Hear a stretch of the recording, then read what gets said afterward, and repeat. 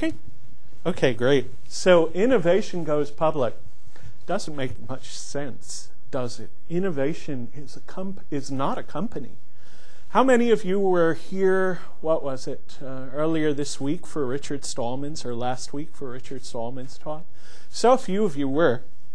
We're going to talk about open source, and Richard Stallman was here to talk about free software. And I like Richard a lot. Richard and I disagree about some things, but we work together quite often. And Richard and I are talking about two different aspects of the same phenomenon. And I'll explain something about that. We are projecting off of a Linux system. And Richard, when I work with him on stage, he always gets interviewed by this reporter who has a Windows system, and he opens the system and it makes this characteristic Windows sound. And Richard says, "Would you like me to defenestrate your computer?" which is the correct Latin word for removing Windows. And so I've done this program with him on stage, which is why I put that up. So when a company first becomes available on the stock market, that's called going public, and innovation isn't a company. So how can innovation go public? Well, it turns out that this free software and open source development phenomenon share a lot in common with investment markets. But this talk isn't about open source companies going public. So we had, if some of you have seen it, a movie called Revolution OS, and that was built around the initial public offering of VA Linux systems, where we all thought we were going to be rich, and weren't really in the end, except for a couple of us. And there are other public companies that you know about regarding open source. For example, Red Hat and IBM is obviously very active in open source today. However, that's not what I'm talking about. There are also open source teams, and the open source teams are what actually does much of the work. So those teams make products like Apache and Linux, and they are not all one company. They are very many companies working together, and they do not have one management among them. And that is something that is very different about open source as compared to other kinds of making software. It's made by very many companies, and not in the old consortium structure that we used to use for that sort of project, but in another way. Open source turns out to be a new way of innovating in a public setting. And thus we have all sorts of contradictions here, because people up until now have looked at innovation and intellectual property as going hand in hand. And open source says, well, you know what? If we actually take a looser grasp on our intellectual property, as scientists historically did, we can actually use it more efficiently than if we say, well, intellectual property is our crown jewels and we must protect them in several layers of legal safes and vaults. But who am I anyway? And thanks for the introduction. I am standing on the shoulders of a giant, Richard Stallman, who some of you saw, and also a giant community, the open source developers, and there are hundreds of thousands of them, literally. I am best known as the creator of the open source definition, which is sort of the manifesto of open source and the rules for open source licensing at the same time. And I founded the Linux standard base. I'm co-founder of open source. I actually announced open source to the world, which no one really remembers. But in 1998, there was nothing called open source. And Eric Raymond and I got together to found the Open Source Initiative. And I went online, essentially, and said, we're going to have this thing called open source. And 6 months later, a reporter was asking Steve Ballmer, who was at that time vice president of Microsoft, whether Microsoft would open source Windows. And Steve Ballmer started explaining to the reporter on camera that open source isn't just source code, it's a special kind of licensing.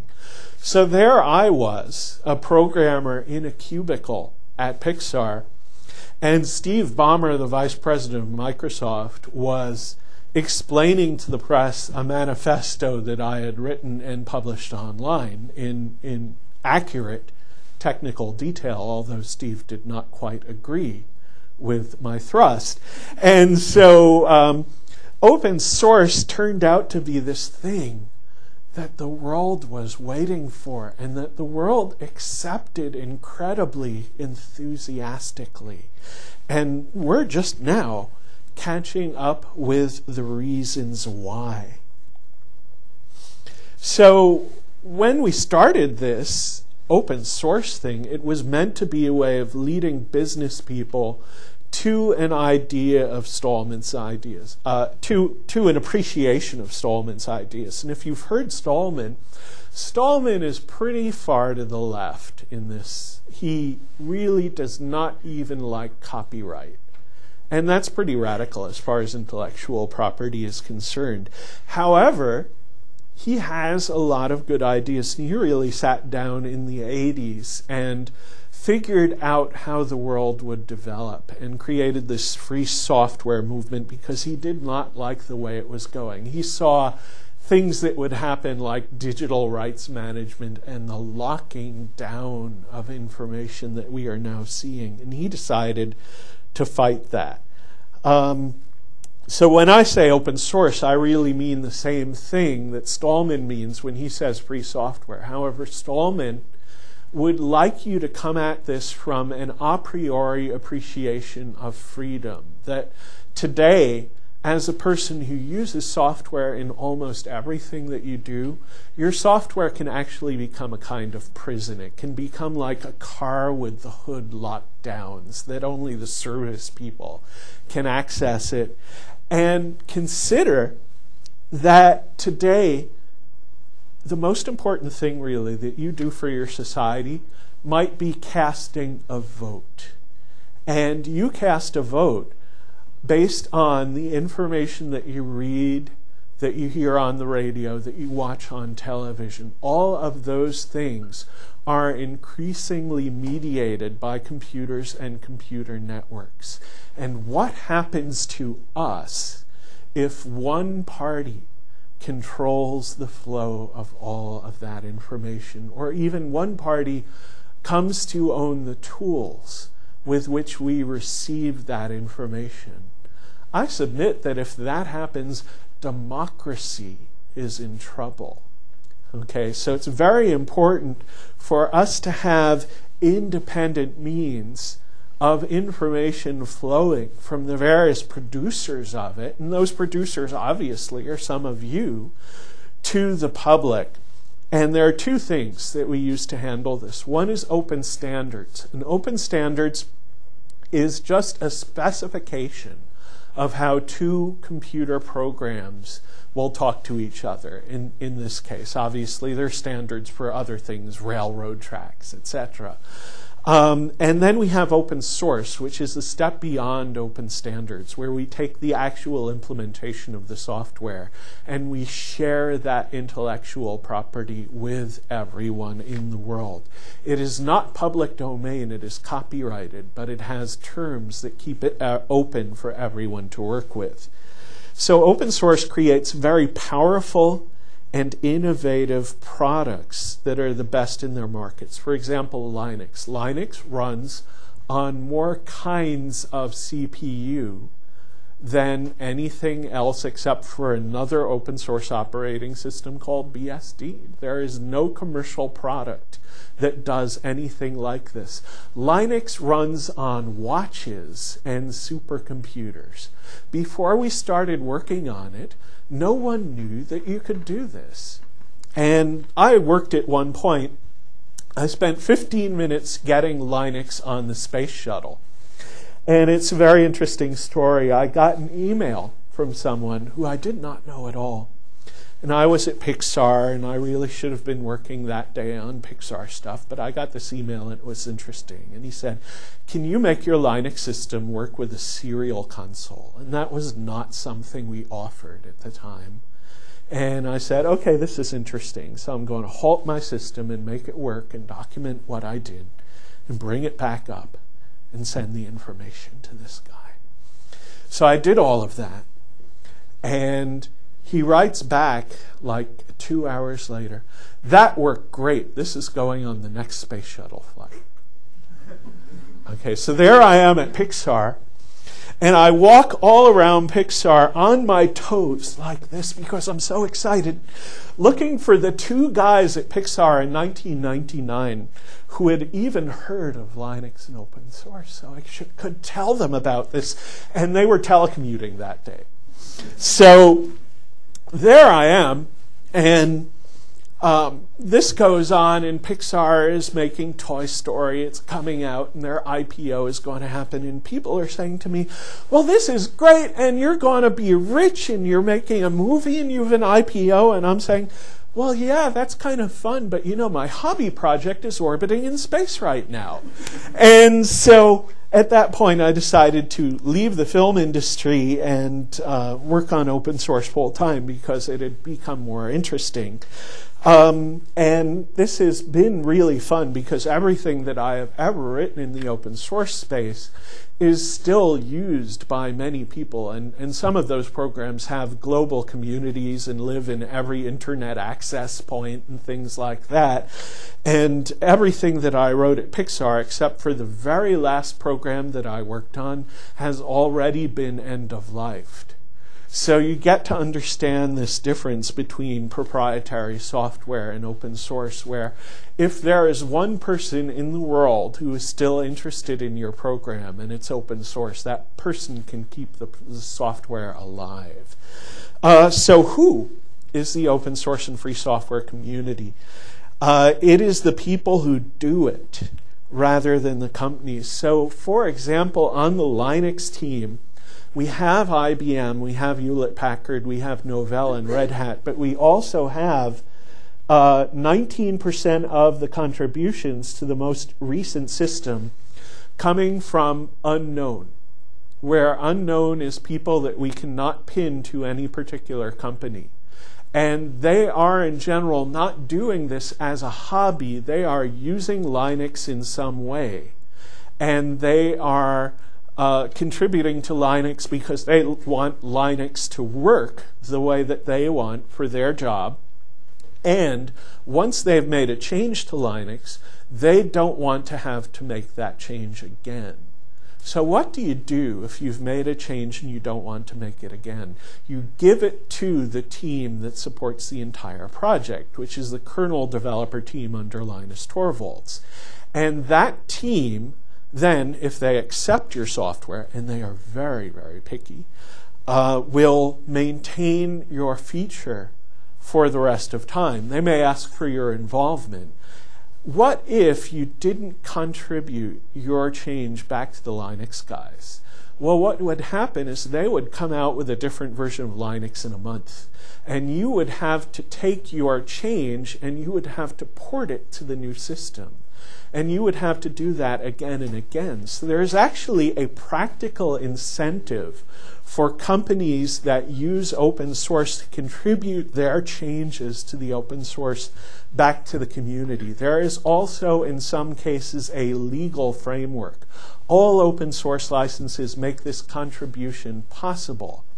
Some open source licenses, additionally, make this contribution mandatory in some cases. For example, if you have software which, like Linux, is under the GPL, the GNU General Public License, if you distribute a change to that software, you are required to give anyone who you give that change to the source code as well, under the same terms that you got it from the Linux developers. Okay, so I call this share and share alike licensing, and I use it on the software that I develop unless someone pays me not to.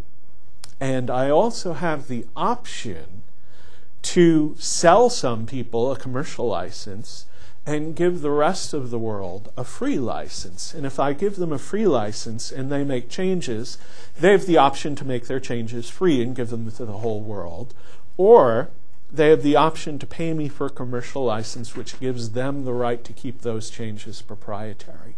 So we really have the best of both worlds here, in which programmers can get paid by the folks who don't want to share and share alike, and programmers can work with the folks who want to share and share alike on a free basis. So some very large companies, for example, MySQL, use that as their business method.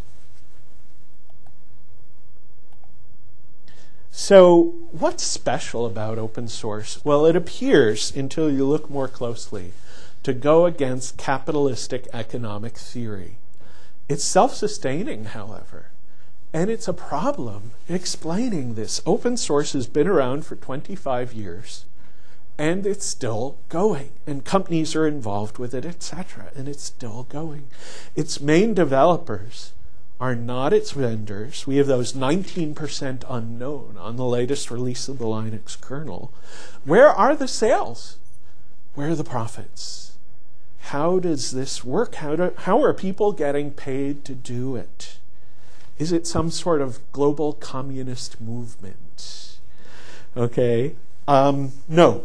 It is, however, extremely customer-centric in its emphasis rather than vendor-centric. And to explore how it works, let's go back to why do companies go on the stock market? Well, they do it to distribute the cost and risk of making their software. So say that you're, say, Microsoft, a proprietary software company that everyone knows about.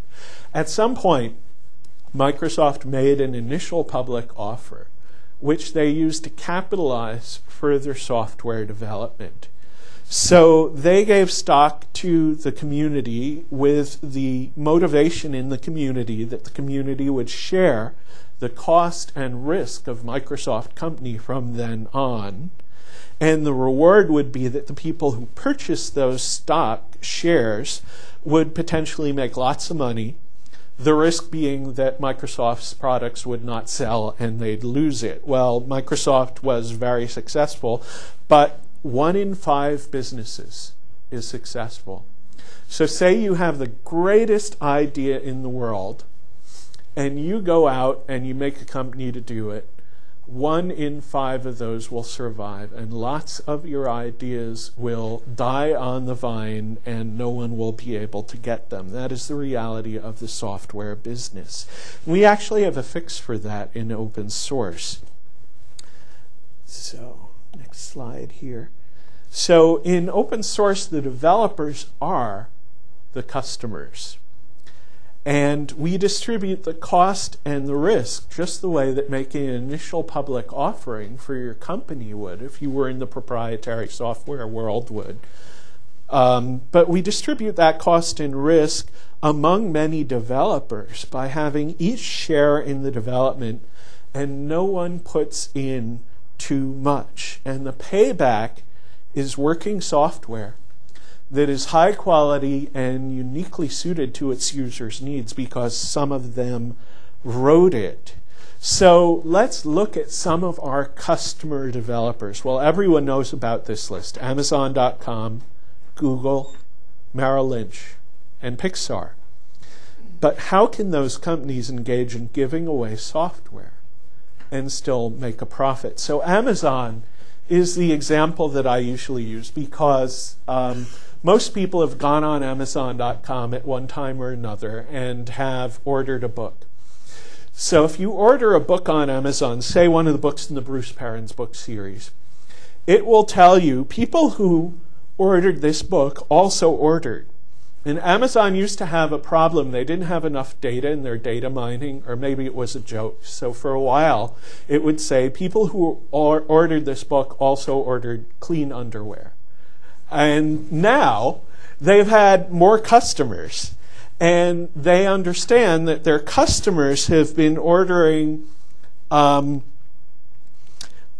many different books that are related to the topic, And so when you see people who ordered this book, it says another book title that is very like the book that you're ordering.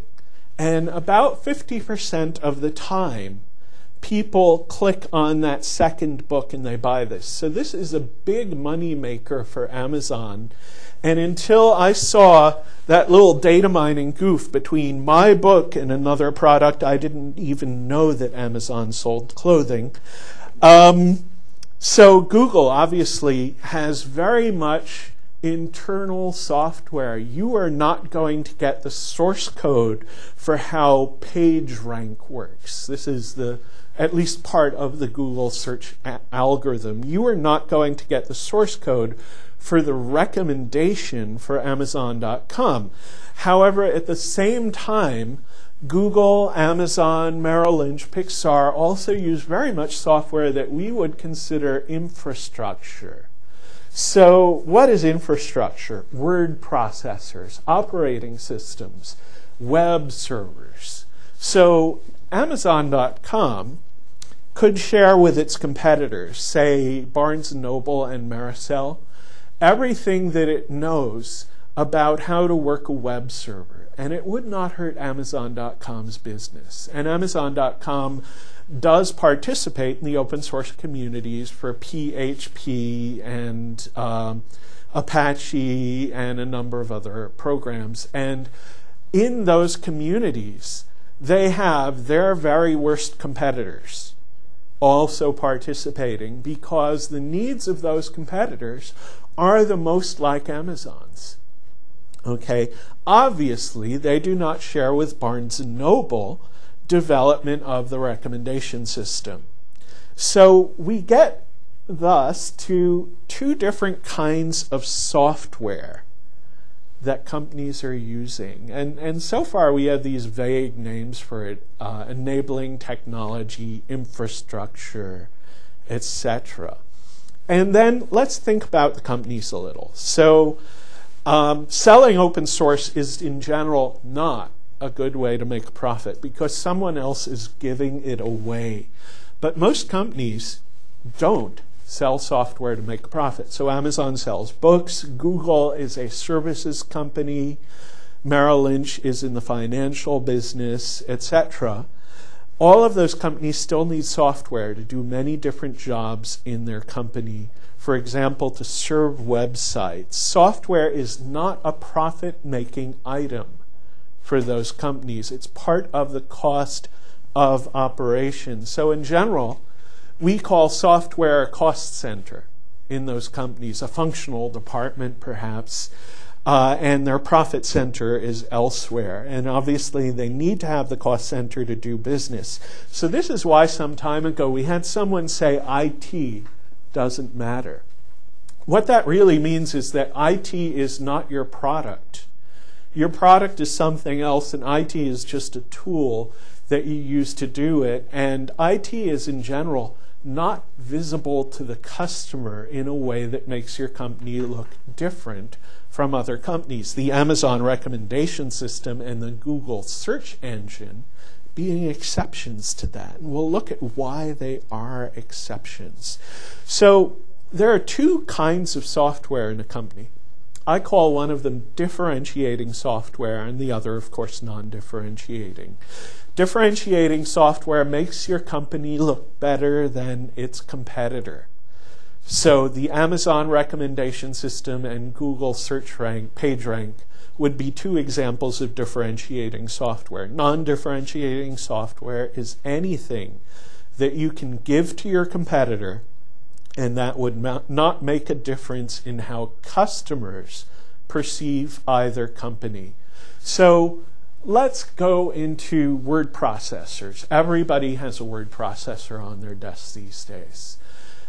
It does not matter what word processor you use unless it's really bad and it makes you not be efficient with your time, because your competitor also has that same brand of word processor.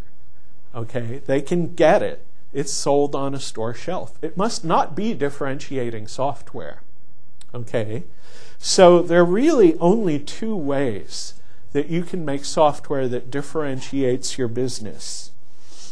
You can make it inside with your own programmers, or you can hire a company to write it for you. And in both cases, for differentiating software, you must absolutely have total control of who gets it. Because if everyone could get it, you'd lose your business differentiator. Okay, so how much software in the world is differentiating versus non-differentiating? Well, I'd love to see one of you work on an actual survey of this. My estimate is that 95% of the software in even the most innovative of companies is non-differentiating, and that really only 5% of what programmers working directly in those companies write is business differentiating for the companies. And I think that's a problem, and I have a way to fix it. So Amazon should really spend all of their time, for example, working on the recommendation system and other new and innovative features. Google, obviously, has lots and lots of programmers. In general, it would be a mistake for Google to, for example, write a new word processor unless it was a service that they were to offer. Okay, because word processors, if they're in use internally, do not make Google look better than Yahoo. Okay, so you still need this non-differentiating software for most operations in your company, but it's not what makes you look better than your customer. So what lessons IT managers, I know there's one of you out there, can you take from this? Take as much as possible of your software development budget from non-differentiating software development in your company to differentiating software development. That will help your company get more customers. It will give you a direct bottom line increment. Where then do you get the other 95% of the software that your business needs? Well, you can buy it off the shelf, for example, from Microsoft, from other vendors. Obviously, there's much software available in the world. You can also make it with open source communities. And making it with open source communities can give you a number of special advantages. First of all, no licensing cost. Okay, this is software that you can use across your company. You do not have to pay a lot for the privilege. You can share it with other companies. You can give it to your vendors and your customers and not have a problem with that. Also, it does exactly what you want it to do because you have infinite power to change that software. And you have this unique ability to distribute the cost and risk of developing open source software with other companies. So one of the examples I was involved in was a large investment bank which wanted to make a commodity of all of the server racks that they would buy. So they asked me to write a software overlayer which would look the same whether they bought racks from HP or IBM. And they would just roll these racks into some data center. And then these things, as departments in their company needed CPUs, would be re-provisioned. They would even get a different operating system for an hour if these guys only needed a CPU in some department for an hour. And if one department was getting heavy web hits that week, it would just get 1,000 more CPUs. And when they were finished getting the heavy web hits, they could give them back. So this gave the investment bank a very versatile structure. And because they didn't want to pay much for racks, they took the software that helped them do this, and they had it written by my company, Source Labs, as open source, and they made an open source product of it when it was done. And they expect to collaborate with other investment banks on this software, and that these other investment banks will now be able to say, well, HP and IBM, what you are providing me is a generic compute cycle that does not look any different, whether I buy it from you or the other guy. And thus this gives them this great advantage in buying computers because it makes computers look like more of a commodity. And this was also true years ago for Pixar. Pixar did not care what was on the computer as long as we could get on that computer and type make and our Unix programs would build and we would be able to use the computer as a rendering system. Because at Pixar it took 5 minutes to make any frame of a film. And we could leave a CPU working on that for 5 minutes and no one would ever look at the screen. In fact, it did not have a screen. And I remember in Toy Story, we were not going to make Christmas because we did not have enough computers to render it by Christmas. And we asked Sun, can you give us 1,000 CPUs? And we will give you a slide in the credits at Toy Story that says rendered with Sun workstations. And Sun did it. And we just took those 1,000 CPUs, which we had not been using until that time, and we typed make, and the software was all generic, and it all built. So open source is really useful for this because it is not bound to any particular architecture. It's usually written in very portable languages, etc. And if you were used to being locked into a particular platform, in general, open source is sort of a tool for liberation. And that is one of the reasons that these companies like investment banks, obviously banks are conservative. Why are they using this stuff? Because it lets them get away from what the hardware manufacturers were doing to them in the 80s, which is that they all had systems that were somewhat different from each other, and they had artificial expenses in moving from one to the other. And the open source makes all of those systems a commodity. So thus, a lot of people are using open source for non-differentiating software. It is the best way if you want to do that, just because it lets you distribute the work among other companies, even if they're your competitors, etc. So who makes the differentiating software? Again, if your competitor can get it, it's not differentiating. Thus, Microsoft doesn't make differentiating software because anyone can buy it. Open source doesn't make differentiating software, again, because anyone can download it. You must be able to control who gets it. It must be made by your employees or a consulting firm. So we get to this point, which is it isn't just differentiating software and non-differentiating software. There are really two kinds of innovation in a company today. So there is business differentiating innovation that has high value to your company because it will allow you to look better than your competitor. Then there's non-differentiating innovation. It has value too. It improves some internal aspect of your business, but usually less value than this differentiating software. So we used to have a way that we traded non-differentiating innovation. We would patent it, and then we would license it to others. We would pay others for theirs. And that was a very inefficient way to do it, because none of us were really making money on these patents. We all used them to sort of protect ourselves from lawsuits by other companies. We would cross-license them to each other, but we would have very high legal expenses. And in the last decade, IBM changed that. IBM said, you know what, we're about the biggest patent holder that there is in the whole world, and we can charge everyone else in the world for the use of their patents. And except for the 20 biggest companies in the world, they're all going to have to be paying us more than we have to pay them. And so IBM now is making somewhere between $2 and $5 billion a year from licensing its patents to other companies.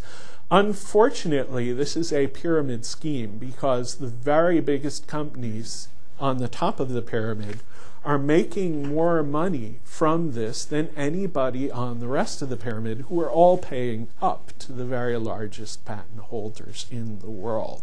So it turns out to be very inefficient, and it also locks out most of the economy. So consider, what if you had a small business and you wanted to get Source Labs, well, Source Labs being the small business, for example, we have 31 employees. Say you wanted Microsoft to cross-license with you. They wouldn't even take your phone call, okay? However, at the same time, the small and medium-sized tech companies make up 80% of the tech economy. So we have a system where the very largest companies are cross-licensed with each other.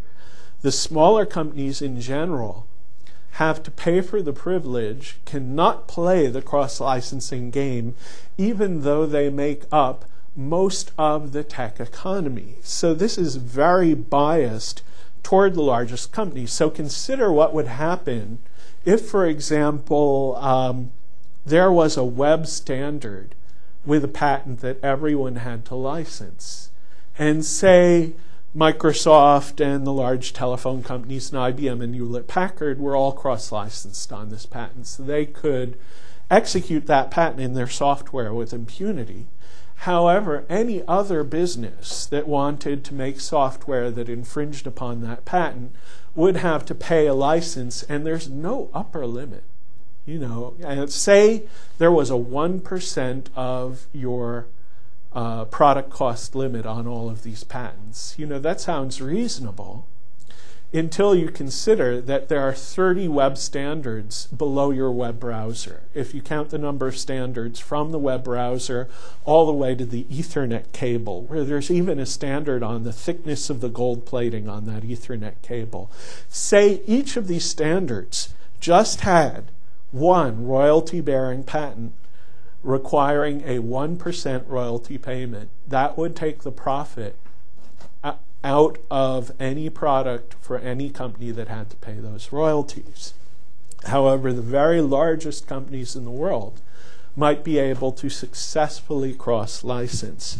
So what do we do to fix this game? Well, we get the small and medium-sized companies in the world off of the intellectual property merry-go-round to a great extent, because it is not working to their advantage. It is working to the advantage of their very largest competitors almost exclusively. We then take the non-differentiating innovation in their businesses that they can afford to lose, and we share it between companies as free software. We get rid of the transaction cost of lawyers and licensing. We have a very low litigation cost, unless you happen to live somewhere where governments increase software patenting, like the United States. However, most of the world does not buy into software patenting at this time. So sharing non-differentiating innovation simply pays off. Open source is the best way to do it, and we know that because we've looked at the alternatives. For example, if you've been in the IT industry for a while, you have had some connection with Consortia, which is the way we used to do things. We had the X Consortium to make workstation display software. We had CDE, the Common Desktop Environment. We had Monterey and Taligent, which were consortia to rewrite Unix.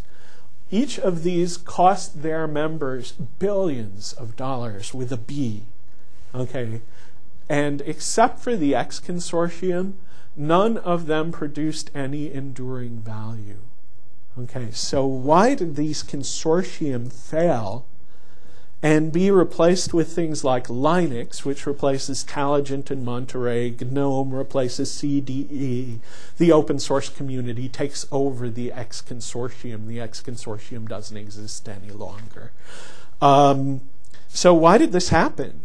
The difference between open source and the way consortia worked is that consortia would let their management steer the goals of the project. And open source communities would let the programmers steer the goals of the project. And well, wait, what's wrong with this? Because programmers shouldn't be in charge of your marketing, etc. But it turns out that the programmers have in mind that the product works and that they make something good. And what happens if you let your corporate marketing department steer the consortium is what happened, for example, with the X Consortium. The X Window System Consortium, at the time, the primary producer of graphical user interfaces in the world, had a meeting one day and decided that they would not make any canonical user interface toolkit. What this means is that instead of having one programming interface for knobs and sliders and buttons, they would have a different one on Sun and Hewlett-Packard and IBM.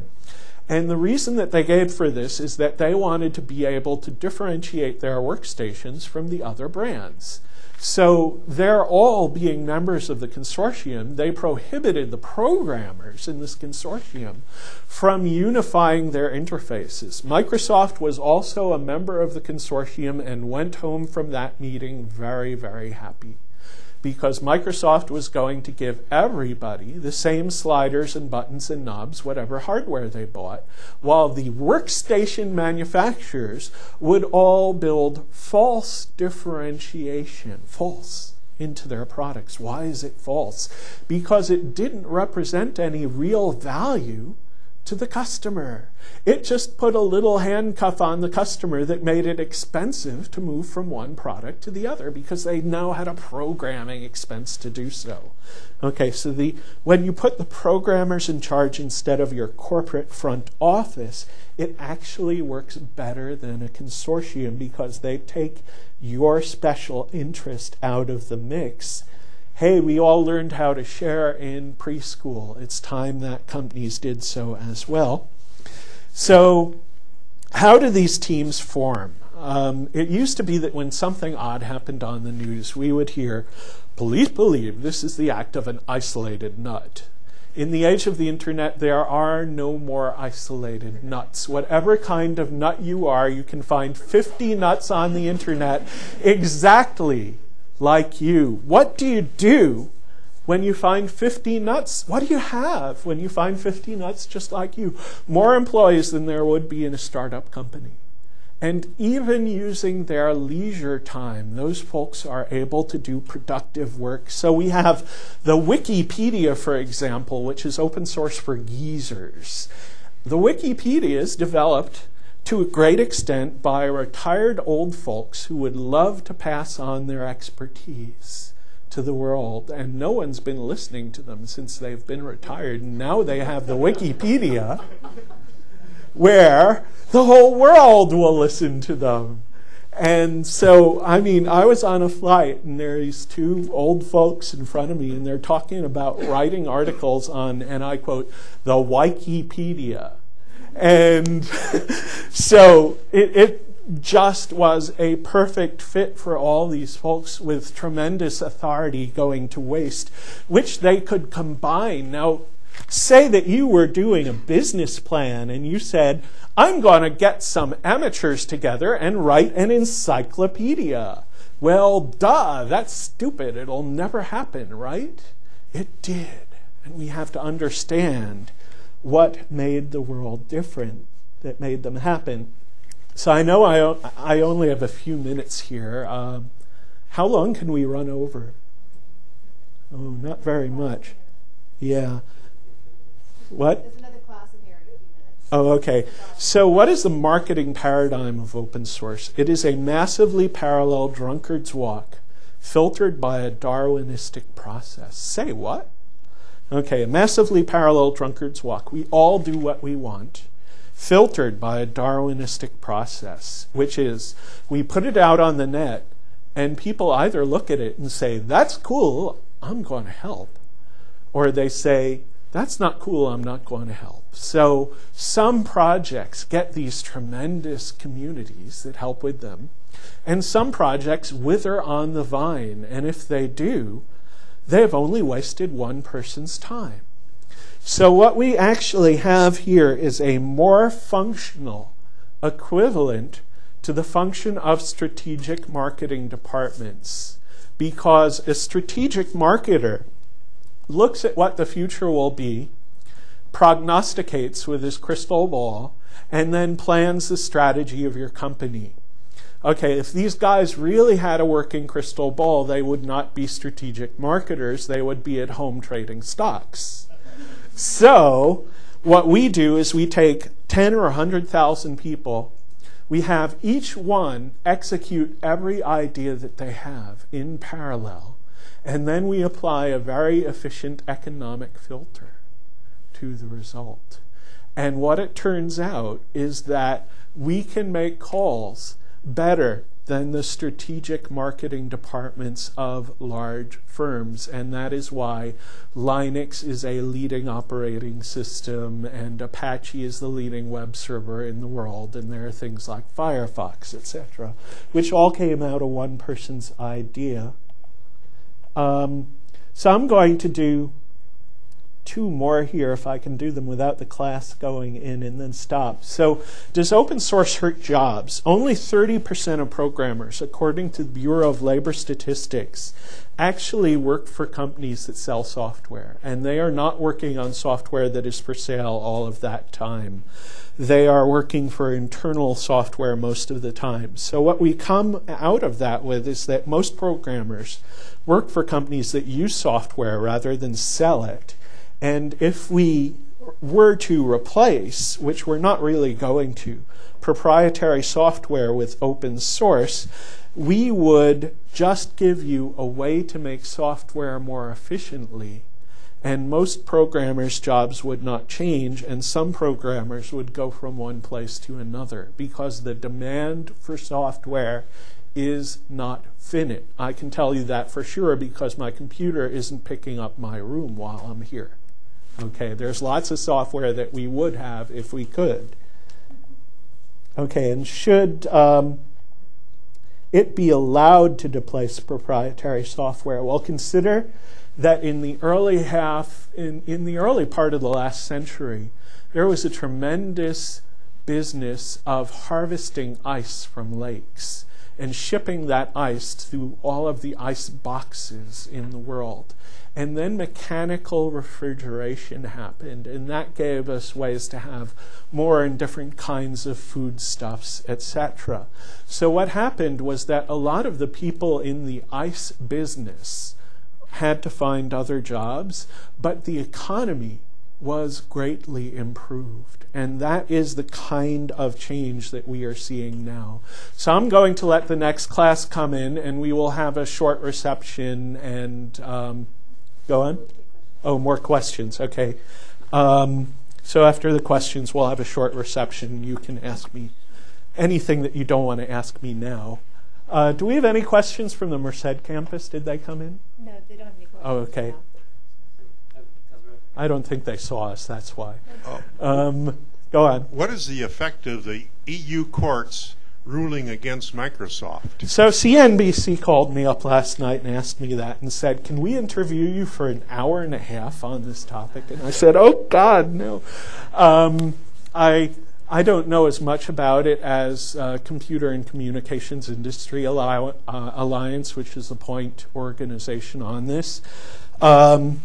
Microsoft has been using certain strategies to force its way through the market with incompatibility. Essentially, if you put in your data center, say, Microsoft Exchange, that means that on your desktop, you have to have Microsoft Outlook because that is a closed and proprietary calendaring protocol.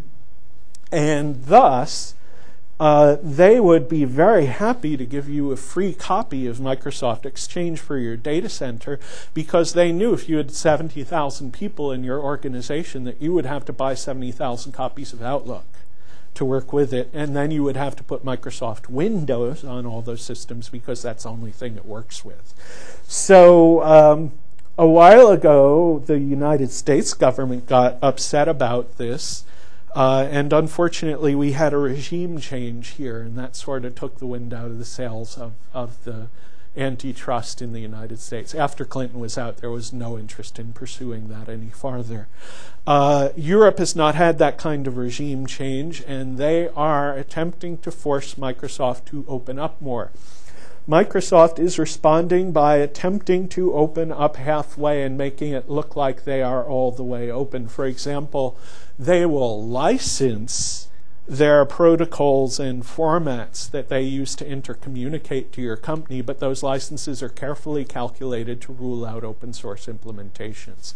There is nothing innovative anymore about the way that two computer programs talk about a piece of data. We have in the public standards such as XML, TCP/IP, and HTML, which say how you can do that. So locking a competitor out with a proprietary file format or intercommunications protocol is not really tenable from a competitiveness perspective any longer. And thus, you will see Europe continuing to force Microsoft to open up its formats so that other companies can participate equally. And you will see Microsoft doing creative things to resist that. Do we have any more questions? There is, by the way, on my website, perens.com, a new paper, The Confusion of the Tongues, which is about formats and particularly the European interoperability framework, which is how Europe is trying to fix this and how the industry is trying to fight it. And I made a comment in that whole process. Go on. A lot of the applications that are open source are designed for individuals as opposed for businesses, like ERP programs or customers relation management or similar programs. Businesses rather than individuals? The open source software that's designed online is word processing software. It's more designed as opposed to the functioning of a business, the inner functioning of a business. We have ERP software. We have software for all kinds of business functioning. However, you might not hear about it quite as much. And in some cases, it is not necessarily as good as the proprietary software competitor yet. So this is really an evolutionary thing. And I remember when I left Pixar in 1999, I walked into Steve Jobs' office and said to Steve, "You still don't buy this open source thing." And at the time, we didn't have a GUI, or at least a good GUI. And Steve says to me, in his arrogance, because he's Steve, "Well, I had a lot to do with the making of two of the world's three great desktops," meaning NextOS and the Mac, which at that time were a separate thing, and now they've been kind of mashed together. And he said it took $1 billion research laboratory to make every one of those, and I don't think that you open source guys can ever do it. So 2 years later, Steve gets up on stage in front of a slide that says, "Open source, we love it," and he debuts Safari, the Mac web browser based on open source. So what we are seeing is an evolutionary change where some things were gotten to earlier than others, and especially systems programming was gotten to early because we were good systems programmers and there was really bad systems programming out in the world and we were being forced to use it. And so as systems programmers, we took a hold of the situation and changed it. Now, obviously, after that, GUIs are now coming, and enterprise software is coming as well. I have a $10.5 million capitalization in Source Labs. I'm not the only one there. And that's all about supporting the enterprise with open source. So it's not really a question of what we have, but when. Go on. We have time for one more question. Anyone has one?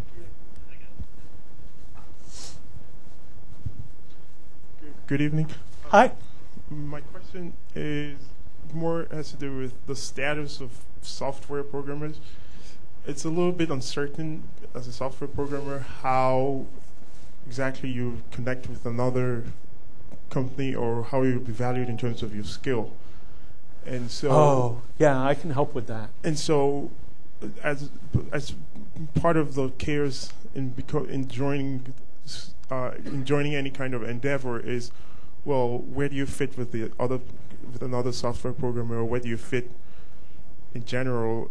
Does your title really mean anything to anybody? Do your skills mean anything to anybody else? So there are 3 or 4 different answers to this. And so there's the individual perspective, and there's also the corporate perspective, and there's something very special for employers, which I want to get into, and this is going to be the last question because it's a long answer. And so first of all, Source Labs visits companies and asks, are you using open source? And we very often hear, no.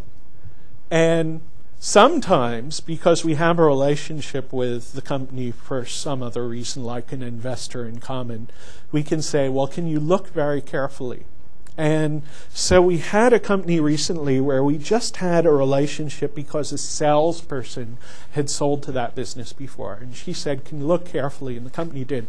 We got a call on the Monday after the Friday that they said no, and said, we have 300 uses of open source in the company, and our most mission critical things depend on this. We have absolutely no corporate policy for this, and can you help us? And so this is what we're seeing in corporations to a great extent today, is that in many cases engineering has brought this stuff in, and the front office is really only now catching up. In fact, I had to fix one of those for Motorola, where a Chinese division put Linux in a phone, and now there's Linux in almost all of their phones, and the front office didn't know how to cope with that. So first of all, you have to get it to be acceptable in your corporate process to do this so you don't get fired. Okay? And sometimes you can do that and sometimes you can't. And, sorry if you can't keep your job. It's worth more to your family. And, but past that part, past the corporate part of this, for you, being involved in open source is very much a benefit.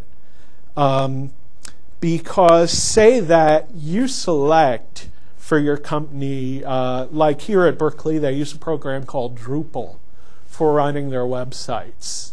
Okay, and they just picked it because it was good and it was open source and they didn't have to pay for it and they could share the changes, etc. And so that fixed a problem for the company or the college, if you don't think of it as a company. And now you have some developers who have a public exposure.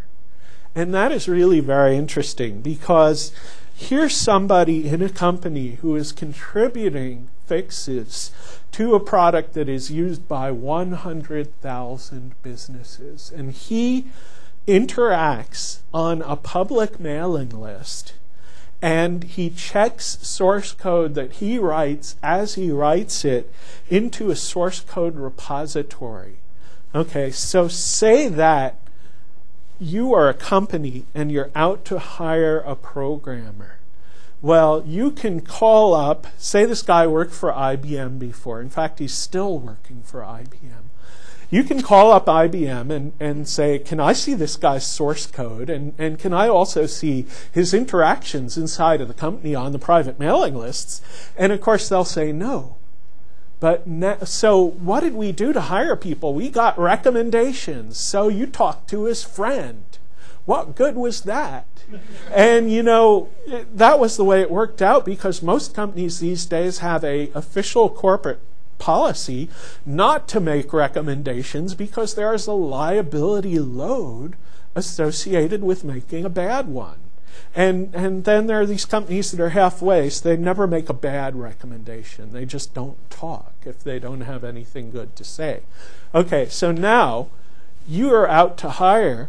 Go get an open source guy.